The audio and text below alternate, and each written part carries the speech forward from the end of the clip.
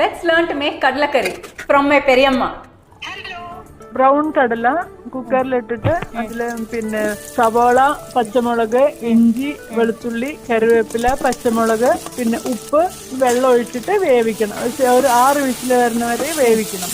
അതിനുശേഷം പിന്നെ കുറച്ച് പെരിഞ്ജീരകം, കുരുമുളക്, പട്ട, ഏലക്ക, കറിയാമ്പൂ എല്ലാം തേങ്ങയും കൂടി ചേർത്തിട്ട് നല്ല റോസ്റ്റ് ചെയ്തിട്ട് അതില് മഞ്ഞപ്പൊടി, മുളക് പൊടി, മല്ലിപ്പൊടിയും ചേർത്ത് ചൂടാറുമ്പോൾ നല്ല മിക്സിയിൽ നല്ല അരയ്ക്കണം. അതിനുശേഷം അത് കുക്കർ തുറന്നിട്ട് അതിൽ ചേർത്ത് നല്ല ഈ മസാല ചേർത്തിട്ട് ഇളക്കി ഒന്ന് തിളപ്പിക്കണം. അതിനുശേഷം പിന്നെ കടായിൽ എണ്ണ ചൂടാക്കിയിട്ട് അതിൽ കടുക്, ഉണങ്ങിയ മുളക്, കറിവേപ്പില, പിന്നെ തേങ്ങ കൊത്തിട്ട് നല്ല ഗോൾഡൻ ബ്രൗൺ വരെ വറുത്തിട്ട് അത് അതിലൊഴിക്കണം. കടലക്കറി നല്ല പുട്ടിന്റെ കൂടെ കഴിക്കും. പുട്ടുണ്ടാക്കാൻ നിനക്ക് അറിയില്ലോ അല്ലേ?